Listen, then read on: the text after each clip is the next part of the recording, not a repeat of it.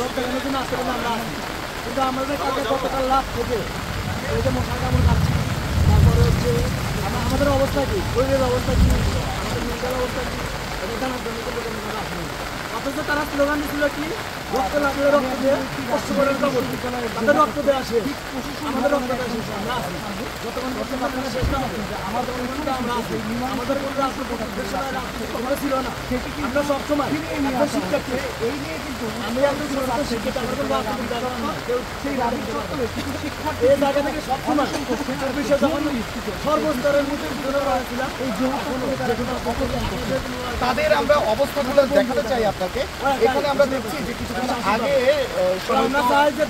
শিক্ষার্থী জোটের প্রার্থীরা এসেছেন, তারা কিন্তু কথা বলছেন এখানে, তাদের সাথে জানতে চাচ্ছেন তারা যে অনশন করছেন সেই অনশন সম্পর্কে। আসলে আমরা বলে রাখি যে তাদেরও কিন্তু সমর্থন রয়েছে এই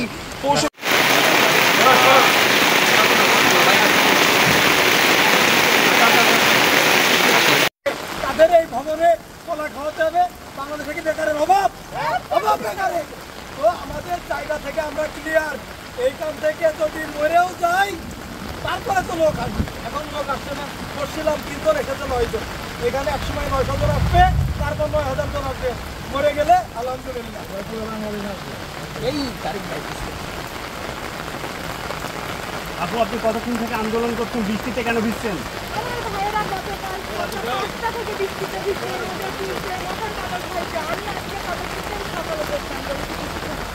প্রথমত আমি বলতে চাই, এই প্রশাসনের নামে প্রহসন আর কতদিন?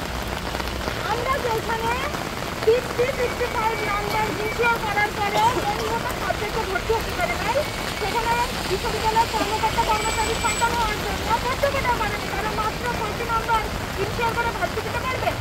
তারা তাদের সন্তানদের নিয়ে কেন একটা ইনসিকিউর ফিল করে? তারা কেন ইনসিকিউর ফিল করে? তাদের সন্তানদের প্রতি তাদের নিজস্ব আত্মবিশ্বাস নাই, আমার সন্তান নির্যোগ্যতায় ভর্তিতে টাকা ভালো নাম্বার গেইন করতে পারবে, ঠিক পাবে। তাদের যদি এইভাবে ভিক্ষাবৃত্তি আর কতদিন, বেজুর বৃত্তি আর কতদিন চলবে?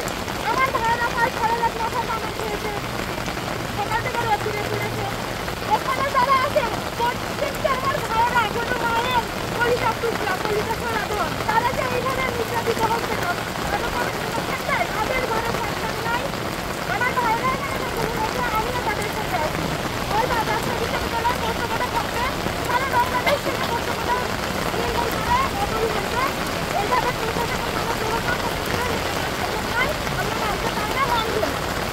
আপু, আপনার পরিচয়টা দিবেন কাইন্ডলি একটু।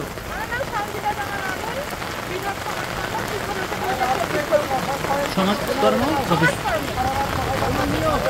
আপনারা দেখতে পাচ্ছেন রাজশাহী বিশ্ববিদ্যালয়